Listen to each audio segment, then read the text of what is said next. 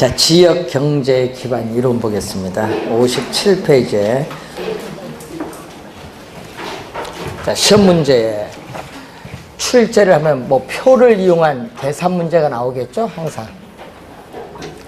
자, 올해도 중요한 용어인데 어떤 지역의 특정 산업이 전국의 동일 산업에 대해서 어느 정도 특화, 전문화되는가를 측정하는 지표를 말하죠.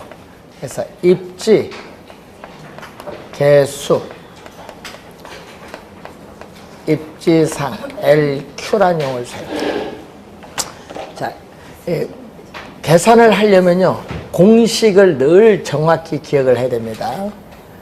분모는 전국. 자, 이 분모는 전국이고 분자는 우리가 특정 지역이 되겠죠. 자, 우선 계산 문제에 대비해서 전국 분모는 전체 산업, 전국 전체 산업의 고용자 수에 대해서 전국의 특정의 아예 산업, 뭐 여러분이 뭐 제조업일 수도 있고 자동차 산업일 수도 있고 전자 산업일 수도 있고 같은 특정 산업이 있겠죠. 고용자 수에 대해서 Z지역 전체 산업의 고용자 수에 대해서 Z지역 I 산업의 고용자 수가 차지하는 비율을 LQ, 입지계수라고 한다. 입지계수. 자, 입지계수인데 LQ 값을 판단을 해야 되겠죠. 자, 이 Z지역에 우리는 I 산업인데 문제는 이 LQ 값이 1보다 크면 어떻게 되냐? 자, 1보다 클 때, 1보다 작을 때, 뭐 1일 때죠. 자, 1보다 크면은 Z지역 전체 산업 고용자 수에 대해서 Z지역 I 산업 고용자 수가 차지하는 비율이 전국보다 뭐죠? 크죠. 그럼 Z지역 I 산업에서 생산을 해서 소비하고 남은 나머지를 이 Z지역 경계 바깥 전국의 다른 지역으로 뭐 한다? 수출을 해야겠죠. 다른 지역으로 우리가 수출하는 그 지역의 기반이 되는 산업을 우리는 LQ가 1보다 크다. 그럼 대표적으로 뭐 우리 인천 하면은 우리가 LQ 1보다 큰 대표적 산업 하면은 자동차 산업 뭐 이런 것이죠. LQ가 1이면 분모 분자가 같기 때문에 전국 평균 수준으로 생산하기 때문에 자급자족의 상태고, LQ가 1보다 작으면은 Z지역 전체 산업 고용자 수에서 I 산업 고용자 수가 차지하는 비율이 전국보다 작아요. 이 경우에는 그 지역 내에서 생산, 소비, 판매 활동을 해서 다른 지역으로 수출을 못해요. 다른 지역으로 수출을 못하는 거죠. 비수출, 수출이 안 된다. 그래서 수출이 안 되는 비기반 부문의 산업을 얘기합니다. 자, 이걸 판단을 우선 하는 거, 우선 계산할 때 표가 주어지면요, 항상 전국 전체 그 표에서 이걸 확인, 또 전국의 또 뭐 산업 확인, 또 Z지역 전체 Z지역 산업 요것을 확인하면 돼. 그 표 안에서 숫자만 잘 들어와서 계산해 주시면 돼. 전자계산기 가져오셨죠? 그걸 잘 이제 해야 됩니다. 오후에 시험 치시면 전자계산기 필요해요.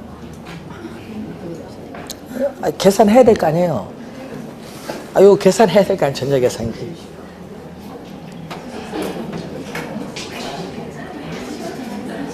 휴대폰도 있어요. 전자계산기. 휴대폰도 있습니다. 전자계산 안 가져오셔도 괜찮아요. 오늘은 휴대폰도 있으니까. 자, 58페이지에 도시 내부 구조율을 합니다. 자, 도시가 최초에 어떻게 형성돼서 도시가 발전되어 왔는가, 또 앞으로 미래에 어떻게 발전되는가를 나타내는 지표죠. 또 출제가 또 예상된 중요한 용어를 말합니다. 자, 1826년에 이 튀네는 이 고립국 이론을 우리가 발표를 하는데, 이 고립국 이론은 뭐냐면요, 최초의 농업 입지 이론이에요. 그래서 튀내는 중심지인 시장에서 거리가 멀어짐에 따라 이 재배되는 농작물의 형태를 6가지로 봐요. 튀내는 6가지로 보고 그 재배되는 작물에 따라 토지를 이용한 대가, 지대도 달라진다고 주장해요. 그래서 재배되는 작물이 6가지니까 뭐죠? 6가지 지대가 나오는 거예요.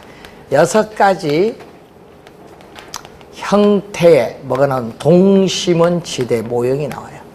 예? 6가지 형태의 재배되는 작물을 6가지로 보거든요. 그래서 6가지 형태의 동심원 지대 모형, 이걸 응용을 했어요. 튀렌의 고립국 이론에서 이걸 응용을 해서 어디에 적용을 한다? 농업용 토지에 적용하던 것을 어디에? 도시 토지 공간에 적용해서 나타난 1925년에 나타난 최초의 이론이죠. 버제스입니다. 버제스의 동심원 이론이죠. 자, 버제스는 이 미국 시카고 대학의 도시사회학자고요. 또 미국의 어릴 대상 시카고, 미국 시카고 대학의 도시사회학자입니다. 그래서 미국이라는 도시 중에 시카고인데 시카고를 대상으로 이론을 전개시키죠. 그래서 도시의 공간 구조에 있어서의 형성. 자, 여러분, 도시의 공간 구조가 어떻게 형성되고 분화되고 있느냐, 이것을 도시 공간 구조가 형성되고 지역이 분화되는 것을 도시 생태학이라는 용어를 사용해요. 버제스는 도시 생태학적인 관점에서 접근하고 있다. 도시 생태학적인 관점에서 접근하고 있다. 그래서 도시 최초니까 순서는 꼭 기억해야 됩니다. 중심 업무지구를 CBD, 이게 도시의 핵심이야. 이게 도시의 핵심, 중심 업무지구. 사회, 문화, 정치, 경제의 중추적인 역할을 하고 있는 핵심입니다. 근데 문제는 이 핵심이 중요한 것이 아니라 이게 중요하죠. 자, 도시의 핵심에서 밀려나서 우리는 적응하지 못해서 밀려나서 퇴폐, 슬럼지구를 형성하는 이 두 번째가 중요해요. 두 번째가 무슨 거죠? 점이지대. 이걸 시험에 엄청 많이 내는 거예요. 점이지대. 용어 어렵잖아요. 점이지대, 전이지역, 천이지역이라고 하죠. 그리고 공장에 저소득 근로자들이 거주해서 저소득 주택지역을 형성을 하고, 그리고 중상층 이상의 고소득층이 차지해서 고소득 주택지역을 형성하고, 그리고 교외, 위성도시죠. 교외에 통근자들이 거주하는 통근자의 지역, 이건 위성도시예요. 자, 이렇게 도시의 핵심으로부터 어떻게 돼요? 동심원상 모든 방향으로 균일하게 성장을 합니다. 그래서 도시 핵심으로부터 모든 방향으로 균일하게 성장하는, 즉 동심원상으로 몇 개죠? 5개. 동심원상으로 5개의 지구로 분화되면서 도시가 외연적으로 성장한다는 이론을 전개시킨 학자가 버제스. 그래서 도심에서 외곽으로 갈수록 지대도 낮아지고, 도심으로부터의 거리에 따른 접근성도 낮아지고, 인구 밀도도 도심보다 외곽이 낮고, 그리고 외곽으로 갈수록 범죄의 발생 빈도도 줄어들고, 질병도 적어지고, 그리고 빈곤도 줄어드는 형상이 나타나요. 외곽으로 갈수록. 자, 그러면은, 자, 이 내용을 여러분이 5개 순서, 최초니까 순서를 기억할 때는 항상 점이지대가 몇 번째 와야 된다? 2번째 꼭 기억해야 됩니다. 최초니까. 그래서 여기서 적응하지 못해서 어떻게 돼요? 밀려나잖아요. 그래서 도시의 핵심에서 거주지가 분화되면서 밀려나요. 그래서 도시의 핵심에서의 거주지가 이제 분화되거든요. 이 거주지가 분화되는 형상이 어떻게 돼요? 중심 업무지구, 점이지대, 그 다음에 주택지역으로 이렇게 분화가 되는데, 이때 거주지가 분화되는 형상을 뭘로 한다? 우리는 어떤 지역에 새로운 요소가 들어오는 것을 침입, 그 지역의 원주민과 서로 또 경쟁하고 다른 지역으로 바뀌는 청이죠. 그래서 이 도시 생태학적인 용어입니다. 요 세 가지는 도시 생태학적인 용어, 침입, 경쟁, 천이 등의 과정으로 설명하고 있는데, 이 이론의 한계는 미국 시카고라는 하나의 도시만을 대상으로 한 거예요. 그래서 도시 내부 구조에 있어서의 성장 이론에 있어서 일반화에 결여되어 있다는 그런 문제점을 가지고 있어요. 하나의 도시만을 대상으로 했기 때문에. 자, 그러면은 이 버제스의 동심원 이론도 핵심이 몇 개? 하나. 그래서 이 동심원을 변형했어요. 자, 원을 우리가 변형해서 나타난 모형인데 1939년에 나타난 호이트의 선형 이론이 있어요. 선형 이론, 축 이론, 부문 이론이라고 하죠. 부문.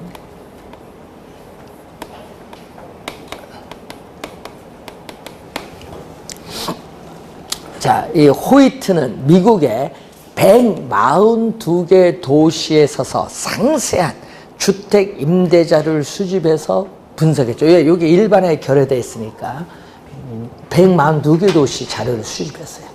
그래서 우리는 도시의 핵심도 요것도 마찬가지로 하나, 요것도 뭐죠? 핵심이 하나. 동지적인 토중이 도심의 핵심에서 시작이 되는데 어떻게 돼요? 우리는 이렇게 교통의 축을 따라서 도심에서 이렇게 방사된다는 걸 전제로 이렇게 해요. 이렇게. 그런지 이렇게 방사되는데 이 모양이 이렇게 무슨 모양을 띠고 있는 거예요? 이렇게 무슨 모양? 부채꼴 모양이지. 그래서 동질적인 도중이 이렇게 도심에서 시작이 돼서 주요 교통노선, 여러분 주요 교통노선을 이렇게 축으로 한다는 얘기인데, 주요 교통노선을 축으로 한다는 것은 결국 교통망이 형성되는 거죠. 그래서 교통망, 주요 교통노선을 축으로 하여, 즉 교통망을 따라서 도시가 성장하는데 그 성장이 무슨 모양을 띠고 있다? 선. 선은 부채꼴. 부채꼴 성자고 형은 모양 형자. 부채꼴 모양인데 이 부채꼴 모양을, 요 부채꼴 모양의 쐐기 형태라고 하죠. 웨지. 쐐기형이라고 해요. 부채꼴 모양, 쐐기형의 지대가 배치되는 그러한 모형이다. 쐐기형. 자, 이 용어 잘 기억해. 교통망이 시험에 나오면요, 누구 이론? 호이트 이론. 교통망 꼭 기억해야 됩니다. 그래서 이 호이트는 이 고속 교통망 축 가까이에는 지가가 비싸기 때문에 높은 가격을 지불할 수 있는 누가 차지한다? 우리는 고소득층이 차지해서 고급 주택 지역을 형성을 하고, 고급 주택 지역을 형성하고, 그 좌우는 누가? 그 좌우는 우리는 중급 우리가 주택 지역이 형성이 되고, 저소득층은 고소득층과 이해가 상반되기 때문에 저급 주택 지역은 고급 주택 지역 반대편에 입지하는 경향이 있다. 이렇게 보시면 돼요. 그래서 고급 주택 지역을 지나치게 강조한 이론에 불과하다는 한계가 있어요. 그래서 높은 주택 가격을 지불할 수 있는 고소득층에 있어서의 그 능력이 도시 주거 공간을 결정하는 중요한 관건이라고 주장한 학자가 누구죠? 호이트. 그래서 주요 교통노선을 따라서, 주요 교통노선, 교통망이죠. 주요 교통노선을 축으로 해서 우리는 양호한 지역의 주거를 선정하는 경향이 있어요. 호이트 이론의 핵심입니다. 자, 이 호이트 이론을 장점, 또 요 두 장점을 수용했어요. 두 이론의 장점을 수용한 이론이 1945년에 나타난 해리스와 울만 두 학자죠. 울만의 연구에서 나타난 다핵심 이론. 그래서 두 이론의 장점을 수용했다. 여러분, 두 이론의 장점을 우리가 수용을 했고, 또 동심원 이론을 수정 보완한 모형이 다핵심 이론이에요. 핵심이 두 개는 하나인데 요거는 핵심이 몇 개? 여러 개다. 그래서 도심 하나밖에 없었잖아요. 핵심 하나. 도심이 어떻게 돼? 기능이 전문화가 됨에 따라 분화가 돼요. 도심이 기능이 전문화가 되면서 분화가 돼요. 부도심이 형성돼요. 그래서 도심과 부도심이 나타나고요. 그렇기 때문에 대도시나 거대 도시 설명에 적합한 이론입니다. 그래서 다핵심 이론은 핵심일 수가 여러 개잖아요. 처음에 핵심이 하나였다가 도시가 점점 형성되면서 핵심의 수가 증가해요. 부도심이 여러 개 생긴다는 얘기죠. 핵심의 수가 증가하고 그러한 핵심, 여러 개 핵심이 성장하면서 도시 전체가 형성된다는 이론을 전개시킨 학자가 해리스 울만의 다핵심 이론. 하나의 중심지가 아니라 여러 개의 중심지들로 도시가 형성이 됩니다. 그래서 다핵이 발생, 성립시키는 이유가 있죠. 다핵, 발생, 성립시키는 이유. 자, 어떤 부동산 활동은 특정의 위치 또는 특수한 시설을 요구함으로써 다핵이 형성되고, 또 도심에서는 지가가 비싸기 때문에 높은 지대를 지불할 수 없는 업종은 도시 외곽에 입지함으로써 다핵이 형성되죠. 지대 지불 능력의 차이가 있고, 또 같은 업종, 동종, 같은 업종의 활동은 모여야 돼. 여러분, 같은 업종의 활동은 상호 집합, 모여서 이익을 추구해야 돼요. 상호 집합, 모여서 이익을 추구한다. 이것을 집적 지향성을 추구하는 거죠. 그리고 서로 다른 업종, 이종의 활동은 이해가 서로 상반되기 때문에 같은 도시 지역 내에 입지하기가 곤란하다. 그래서 입지, 양립하기가 어렵다. 입지적 비양립성이 나타나는데 시험 지문에는 요 두 개가 좀 자주 지문에 나오죠. 올해도 잘 봐두셔야 돼요. 출제 유형 교재는 세 학자 견해만 있습니다. 도시 내부 구조 이론 잘 확인. 자, 여러분 교재 60페이지로 가서 이제 지대 이론. 자, 지대 이론도 또 매년 또 출제, 학자들의 견해죠, 이것도.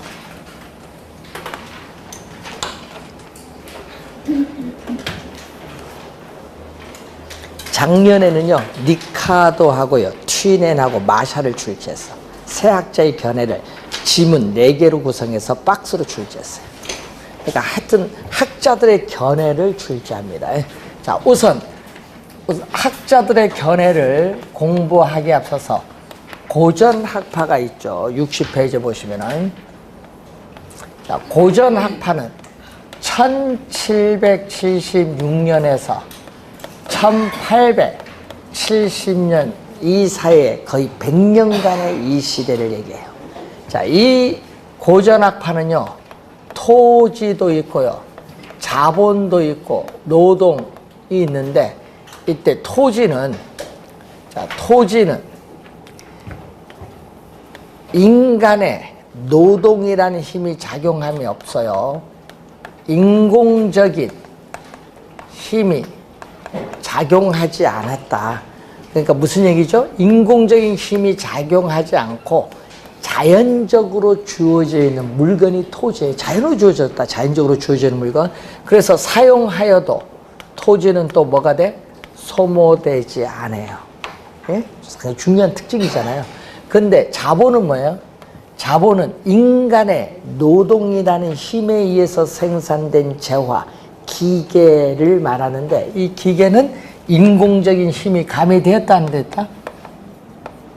인간의 노동이라는 인공적 힘이 가미가 되었죠. 인공적 힘이 가미되어 있고 사용됨에 따라 소모가 된다 안 된다?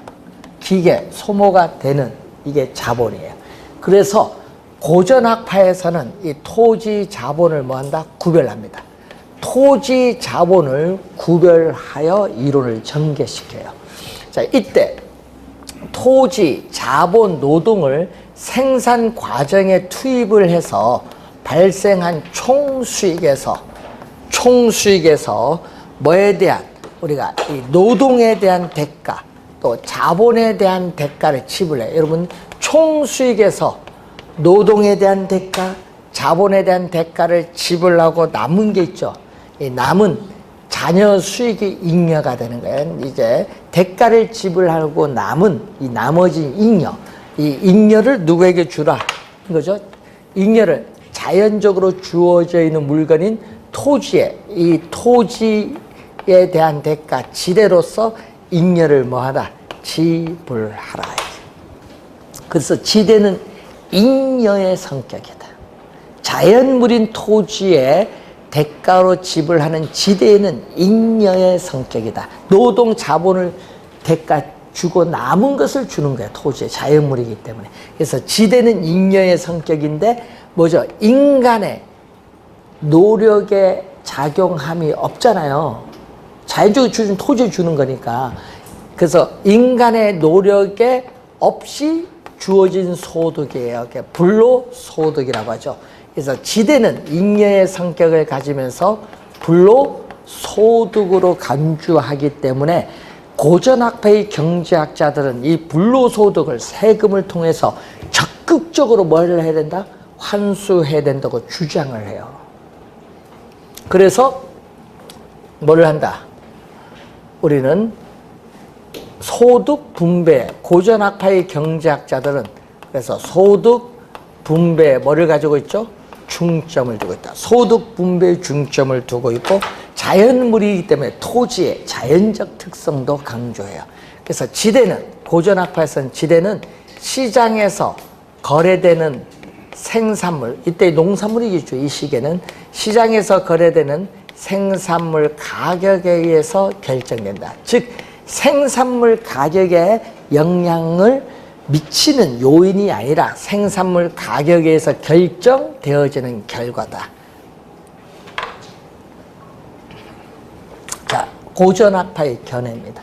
그래서 고전학파의 대표적인 학자, 자, 고전학파의 대표적인 학자가 작년에 지문 4개 중에 2개가 여기서 출제했어요. 니카도에서. 자, 니카도, 데이비드 니카도의 차액 지대선. 자, 여러분 니카도 하면 이제는 이게 절대인가 차액인가 이제 그 정도 수준은 이제 넘어갔죠. 니카도는 차액 지대선. 이 정도까지 오면은 합격권이죠. 처음 공부할 때 니카도 하면 여기 절대지대인지 차액지대인지 입차지대인지 위치지대 여기 막 헷갈려요. 그것만 해도 구분하면서 공부가 된 거죠. 차액지대설. 자, 차액지대설의 핵심이 작년에 또 나왔는데 이걸 출제했거든요. 영국에서 이 농업용 토지에 있어서 영국에서의 이 농업용 토지에서의 비옥도의 차이. 뭐 비옥도에 따라 수확량이 달라지니까 이 비옥도의 차이.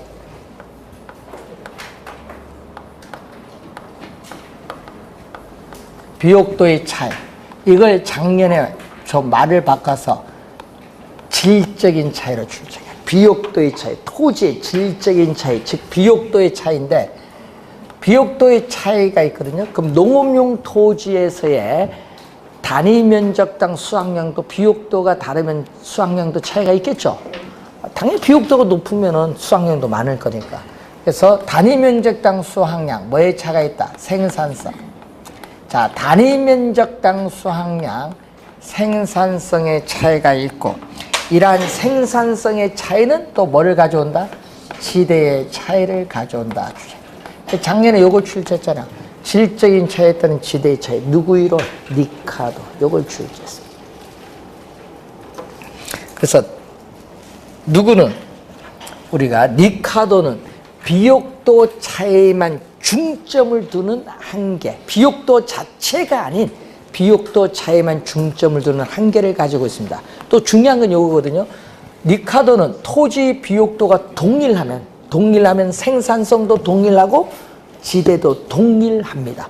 그런데 현실적으로는 지대는 동일해야 함에도 불구하고 지대의 차이가 발생하고 있는데 이것을 니카도는 설명을 못해요. 즉 비옥도가 동일하면 지대도 동일해야 되는데 지대의 차이가 현실적으로 발생하는 것을 설명 못한다. 왜 못하느냐? 니카도는 토지의 위치 문제를 뭐 했기 때문에? 경시했다. 토지의 위치 문제를 경시했기 때문에 그렇다. 경시했다는 한계가 또 있고. 자, 그러면 니카도에 있어서 지대를 발생시키는 원인이 뭐냐? 자, 니카도에서의 지대를 발생시키는 원인은 우선 비옥한 토지. 뭐 비옥한 토지가 무한대로 있으면 좋겠는데 여러분 비옥한 토지가 한정되어 있어요. 비옥한 토지가 한정되어 있다는 뭐죠? 희소성이 나타나죠. 그리고 토지에 인간의 노동력 한 사람, 두 사람, 세 사람 계속 투입을 하면요. 총 생산량은 증가하는데 어느 일정 면적이 일정한 노동력이 더 이상 투입되면 오히려 총 생산량의 증가분은 점점 줄어드는 현상이 나타나요. 이걸 전문용어로 수학 체감의 법칙이라고 하는데 수학 체감의 법칙이 또 작용을 하고 있는 게 지대를 발생시키는 원인이다. 자, 그래서 니카도는 토지의 비옥도가 높은 토지를 뭐죠? 우둥지에서의 단위 면적당 농산물의 수확량, 이 생산성이 나오고 또 뭐가 나오죠? 우리는 열등지, 토지 비옥도가 낮은 토지를 열등지인데 열등지 중에서도 열등지가 가장 최자죠. 최열등지. 시험 지문에 최열등지 나오면 해석이 돼야 돼요. 우리는 이걸 한계지라고. 열등지 중에 열등지인데 그래서 니카도는 한계지를 뭐라고 설명하냐 하면요. 니카도는 한계지를 토지의 생산성이 가장 낮은 토지다. 자, 토지의 생산성이 가장 낮은 토지의 생산성이 가장 낮은 토지를 한계지라고 설명해요. 그래서 니카도는 이 한계지에서는 토지의 생산성이 가장 낮기 때문에 시장에서 거래되는 생산물 가격과 그 농산물을 생산하는 데 드는 생산비가 같다고 보는 거예요. 그래서 이 한계지는 생산성이 가장 낮기 때문에 이 한계지를 기준합니다. 이 기준에서 이보다 더 높은 비옥도를 가진 우둥지에 대한 생산성에 대한 대가를 지대로 지불해야 된다는 이론을 전개시킨 학자가 리카도죠. 이 차액지대라는 말은 얘기죠. 요겁니다. 요걸 기준, 생산성이 가장 낮은 토지, 요걸 기준했을 때 두 토지의 생산성에 뭐만큼? 차액만큼 뭐를 지불하자? 지대. 차액만큼 차액지대에서. 이렇게 붙은 거예요. 명칭이. 차액지대에서. 작년에 또 요거 났죠. 요 생산성의 차액이 지대로 가죠. 이걸 또 작년에 출제했어요. 누구 이론? 니카도. 니카도는 작년에 여기서 출제했어요. 그리고 또 니카도에서 시험 많이 나온 게 있죠. 니카도는 한계지, 최열등지에서 지대가 나오는데 니카도는 이 지대를 뭘로 보냐? 시장에서 거래되는 생산물 가격에서 그 생산물을 생산하는데 드는 비용을 뺀 걸 지대라고 보는데 문제는 한계지에서는 생산물 가격과 생산비가 서로 같기 때문에 뭐가 돼? 제로가 된다. 이걸 시험에 또 많이 내요. 니카도는 한계지에서 지대가 발생하지 않는다. 제로니까 지대가 발생하지 않는다. 중요 포인트. 니카도는 한계지에서 지대가 발생하지 않는다. 자, 칼 막스 마르크스죠. 자, 마르크스는 2년 전에 출제했어요. 또 절대지대서를 출제했죠. 2년 전에. 마르크스는 자본주의 사회에서는 토지가 국공유화된 것이 아니라 뭐죠? 사유화가 되어 있어요. 그래서 마르크스는 토지의 비옥도의 차이에 따르는 생산성 차이와는 무관하다. 무관합니다. 관계없이 토지가 사유화가 되어 있기 때문에 이 토지 소유 자체가 지대를 발생시키는 원이라고 주장해요. 이 지대를 발생시키는 원인은 토지 소유 자체다. 소유 자체가 지대를 발생시키는 원인이다. 그래서 토지 소유자는 단지 토지를 소유하고 있다는 그 자체로 인해서 지대가 발생해요. 그럼 절대지대는 토지 소유자가 토지를 소유하고 있다는 독점적인 지위로 인해서 발생하는 수입이 절대지대거든요. 그래서 이 마르크스는 그래서 한계지 또는 한계지 밖에 있는 토지라 할지라도 토지 소유자가 요구하면 지대를 지불해야 돼요. 그래서 한계지에서도 최열등진 한계지에서도 지대가 발생한다고 주장한 학자가 누구? 마르크스.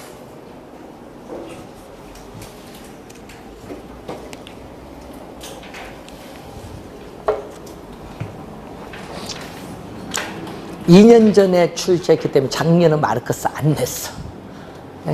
니카도만 2개이지만. 그리고 또 작년 출제된 질문 또 트위네. 자, 트위네는 최초의 농업 입지론인데 트위네는 누구 이론? 니카도는 뭐를 경시했죠? 아까 니카도는 위치 문제를 경시했지. 그래서 뭐를 첨가하냐면요, 위치를 첨가하는 거예요. 그래서 트위네는 이 얘기거든요. 지대는 토지의 비옥도만이 아닌 위치에 따라 지대가 달라진다는 위치, 지대의 개념을 통해서 현대적 입지이론의 기초를 제공한 학자가 트위넨이죠. 그래서 트위넨의 이론을 위치 지대설 또는 입지교차 지대설이라고 하죠. 자, 그러면은 이 트위넨의 이론은 얘기거든요. 자, 트위넨의 이론을 보면은, 자, 중심진 시작. 여러분, 농업용 이론입니다. 지대, 거리가 이렇게 멀어져요. 자, 여러분, 트위넨의 이론을 보면은, 자, 우선 시험에 이 지문이 또 많이 내요. 우선은 요 직선을 트위넨은 지대를 지불할 용의가 있는 곡선이라고 해요.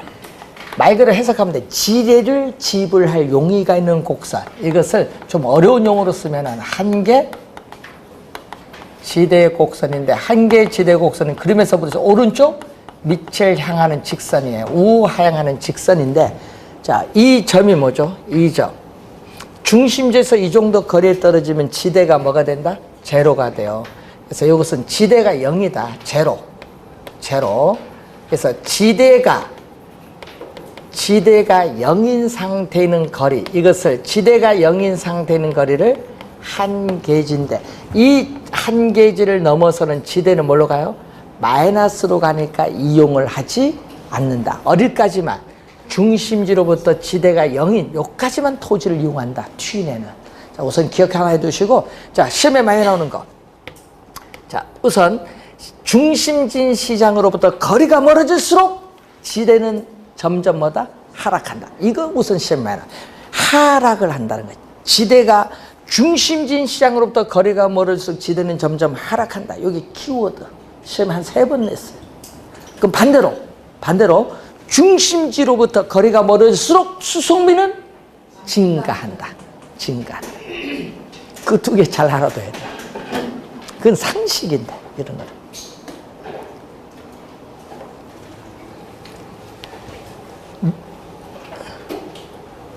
자, 그러면은 여기서, 자, 여러분 이 한계지 안에서만 이용하거든요. 농업용 토지가 예를 들어서 A다. A는 한계지보다 안에 있잖아요. 그럼 예를 들어서 이런 농업용 토지가 한계지 내에서 농업용 토지가 중심진 시장에 가까워지면 가까워질수록 전략되는 수송비. 이 전략되는 수송비가 뭘로?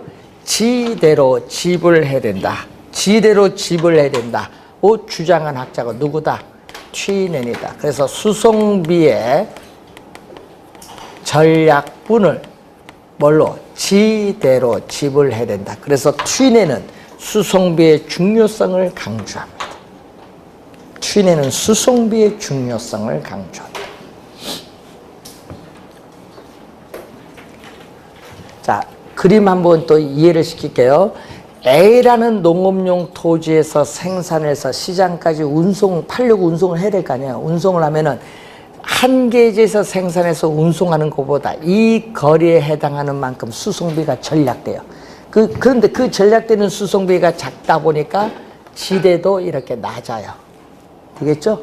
자, 그럼 비농업용 토지에서 생산해서 시장에 운송을 하면은 한계지에서 생산해서 운송하는 것보다 이 거리에 해당하는 만큼 수송비가 많이 전략되기 때문에 지대도 이렇게 높다. 그래서 그러면 요걸 기준입니다. 항상 한계지를 기준했을 때 A, B 두 농업용 토지인데 한계지를 기준했을 때 한계지를 기준으로 생산했을 때에 비해서 A, B 두 농업용 토지에서 생산했을 경우에 이 두 농업용 토지, 이 거리, 이 두 농업용 토지의 이 거리의 차이에 따르는 수송비 차이가 뭐를 가져온다? 지대의 차이를 가져온다. A, B 두 농업용 토지의 거리에 따르는 수송비의 차이가 뭐를 가져오죠? 지대의 차이를 가져오는 것이 바로 튀넨이야. 그래서 튀넨의 이론을 입지교차 지대설이라고 하는데, 자, 비옥도의 차이에 따른 지대의 차이는 누구? 리카도. 수송비 차이에 따른 지대의 차이는 튀넨. 큰 차이점이 있어요.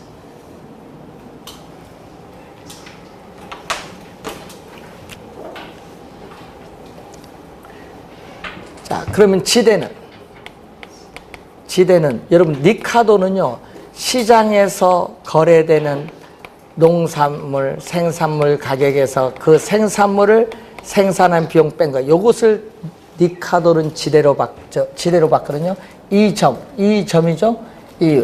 이 점을 우리가 A로 보면은 이 점이 바로 뭐예요? 이 A점이 바로 생산물 가격과 뭐를 뺀 거? 생산물 가격에서 생산비를 뺀 것을 말합니다. 자, 여러분 생산물 가격이 오르면 이 점이 위로 올라가거든요. 그 얘기예요. 만약에 뭐 생산비가 오르면 이 점이 밑으로 내려오는 거, 뭐 이런 얘기죠. 이 점 Y절편입니다. 그런데 튀넨은 리카도는 요것만 봤는데 튀넨은 수송비를 강조했으니까 생산된 농산물을 또 어디까지? 시장까지 운송하는 수송비까지 고려를 해야 돼. 그러니까 수송비까지 빼야 지대가 돼. 튀넨 요거 하나 더 고려했다. 자, 그러면은 이때 이 지대는 생산물 가격에서 생산비를 빼는데, 이 수송비는 단위거리는 1kg, 단위거리당 수송비 1kg당 수송비에 뭐를 곱해주면? 거리를 곱해주면 되는데, 거리는 뭐죠? X축, 지대는 Y축. 요것은 Y절편 A, 요것은 뭐다? 요거는 B, X, 1차 함수. 직선이고 마이너스 기울기, 우하향하는 마이너스 기울기를 가진 직선의 형태가 된다. 역선형 함수예요. 역선형 함수. 그러면 요게 기울기, 요게 뭐죠? 요 값이 뭐다? 기울기. 요게 기울기잖아요. 그 기울기 요게 뭐? B야. 그럼 B가 하락하면 어떻게 돼요? B가 하락하면 단위 거리당 수송비가 하락을 하면은 어떻게 돼요? 요 점을 이 점을 기준으로 어떻게 돼요? 이렇게 우측으로 회전 이동해요. 그러면은 한계지가 단위 거리당 수송비가 하락하면 한계지가 더 외곽으로 연장돼서 이만큼 재배 면적도 더 확대된다는 것을 알 수가 있다. 튀낸 이론의 핵심. 자, 그리고 여러분 61페이지 보시면은 도시 토지 지가의 이론의 신고전 학파의 대표적인 학자가 누구죠? 알프레드 마샬. 자, 마샬이 나오는데 마샬에서는 작년에도 출제했어요. 여러분 작년에도 출제했는데 여기에 시험 문제 3번 출제했거든요. 24회, 26회, 28회. 이건 짝수만 좋아하는 거네.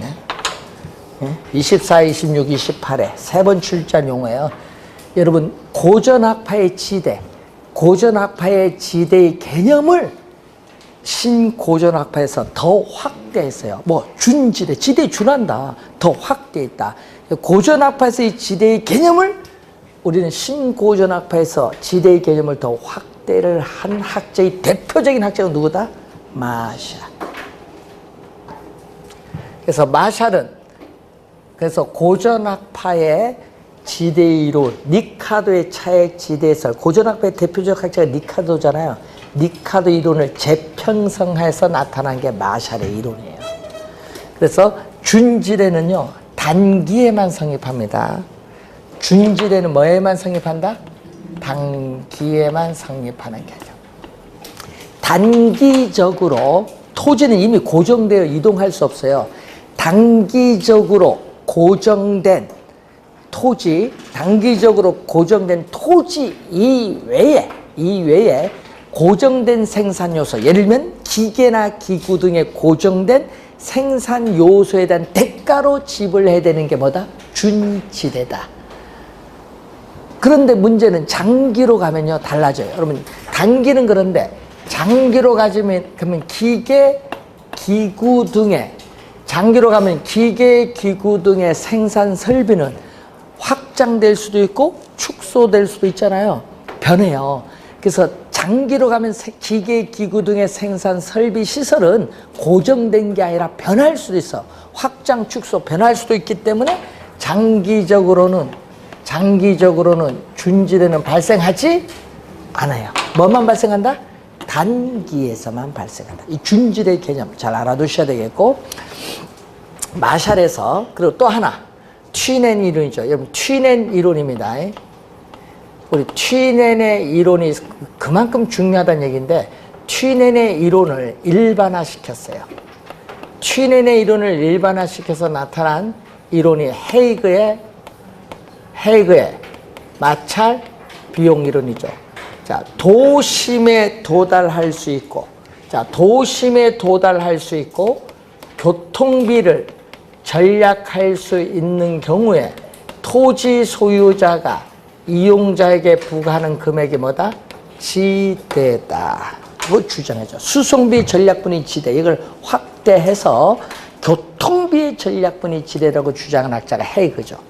헤이그는 교통수단이 양호하면은 공간의 마찰이 적어지기 때문에 접근성이 좋아서 지대는 높아진다고 주장한 학자가 헤이그인데, 그래서 헤이그는 마찰 비용으로서 지대와 뭘로 지불한다?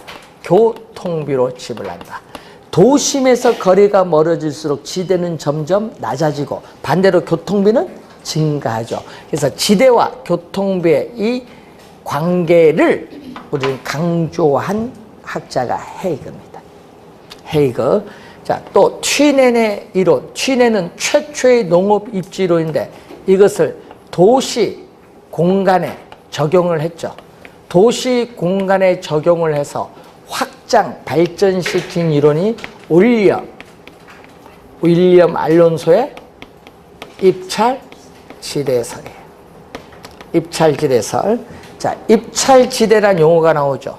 자, 입찰지대 보시면은 단위 면적인 1제곱미터, 단위 면적 토지에 대해서 토지 이용자가 기꺼이 지불할 용의가 있는 가장 높은 최대의 금액을 우리는 최대입니다. 최소가 아닙니다. 최대의 금액을 입찰지대라고 하는데 가장 높은 최대의 금액을 지불하기 때문에 이유는 없죠.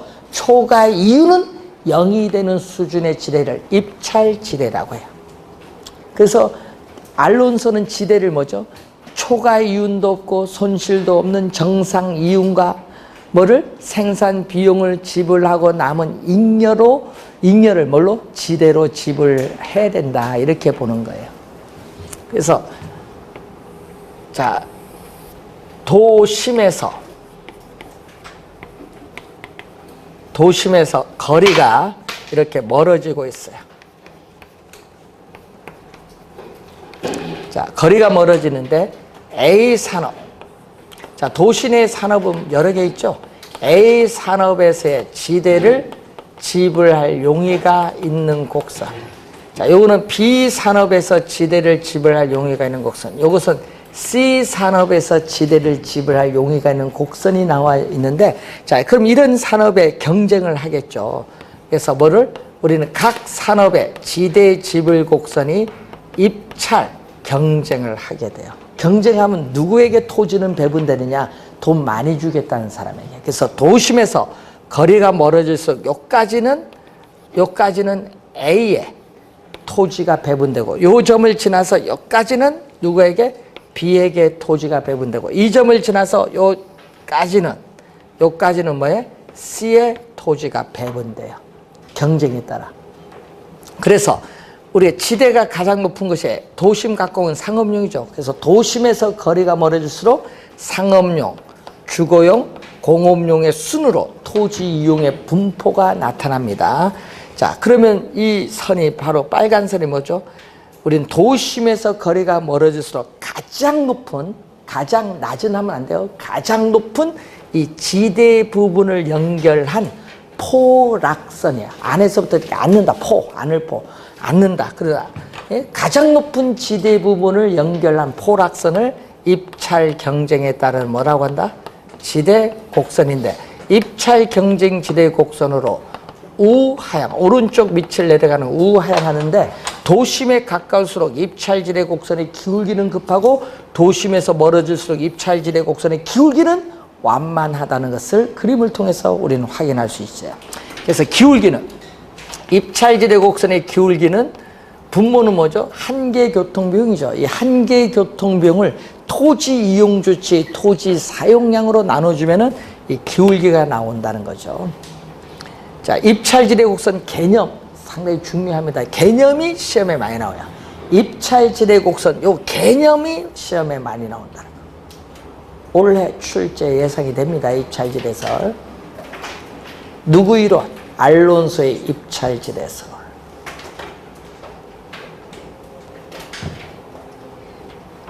많이 안 했어요, 학자. 니카도, 마르크스, 튀넨에서 도시 토지로 넘어가서 일반화한 헤이그, 도시 공간 적용 발전 확장시킨 알론소 입찰지대설. 그리고 누구? 마샬. 그럼 마샬은 어느 학파? 아까 신고전학파의 대표적인 학자예요. 마샬은 신고전학파의 대표적인 학자인데 1890년대, 즉 19세기 후반에서부터 대공황이 발생하기 전에 이 시기를 신고전학파인데, 신고전학파는 토지, 자본, 노동에 있어서 이 두 가지는 구별 안 했다. 왜? 토지도 생산 과정에 투입되는 생산 요소, 자본도 생산 요소, 노동도 생산 요소에서, 그래서 토지에 대한 이 이용한 대가로서의 지대는 토지라는 뭐에 대한 생산 요소에 대한, 그러니까 60페이지에 나와 있어요. 토지에 대한 생산 요소에 대한 대가고, 이 지대는 신고전학파에 쓴 지대는 그래서 생산물 가격에 영향을 미치는 요소 비용으로 파악한다. 뭘로? 비용이에요. 그래서 이 토지로부터 생산된 재화의 가격에 지대가 영향을 미치는 이 비용인가 아닌가에 따라서 우리는 지대 이론의 논쟁의 핵심이 있습니다. 이 지대가 토지로부터 생산된 재화의 가격에 영향을 미치는 요소 비용이냐 아니냐의 지대 이론 논쟁의 핵심이 있죠. 지대가 아니고 잉여라고 보는 것은 고전학파, 지대를 비용으로 보는 건 뭐죠? 신고전학파의 견해. 그래서 지대는 토지에 있어서의 한계 생산물에 대해서 토지 가격, 토지의 한계 생산물에 토지 가격을 곱한 것을 토지의 한계 생산물에 있어서의 가치인데, 이 지대는 토지의 한계 생산물의 가치가 일치하는 데서 결정되진다고 주장한 학자가 신고전학파의 견해. 그래서 한정된 토지 자원의 효율적 이용에 초점을 둔 게 바로 뭐다? 신고전학파의 견해라는 것을 확인해 두시면 되겠습니다. 자, 항상 주의해 두시고, 자, 69페이지 보시면은 32번에 헤이그의 마찰 비용 이론에 따르면 교통수단이 좋을수록 공간 마찰이 적어지고, 그래서 뭐죠? 지대는 높아지죠. 또 이때 토지 이용자는 마찰 비용, 교통비, 지대를 지불하고 봅니다. 자, 33번 마샬은 일시적이죠. 영구적이 아니라는 거예요. 일시적 밑줄, 영구적이 아닙니다. 일시적으로 토지 성격을 가지는 기계, 기구 등의 생산 요소라는 대가, 여기 바로 준지대입니다. 파레토 지대가 아니라 준지대. 이런 파레토 지대는 경제지대입니다. 자, 31번 알론소의 입찰지대 곡선은 여러 개의 지대 곡선 중 가장 높은 밑줄, 가장 높은 부분을 연결한 포락선으로 정의를 내리고 있다.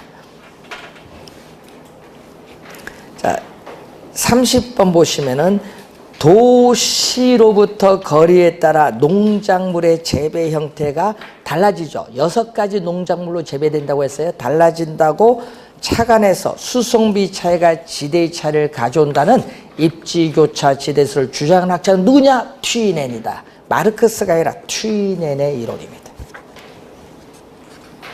키워드 핵심을 잘 보시고 잠시 쉬고 72페이지 이론부터, 정책 이론부터 시작하도록 하겠습니다.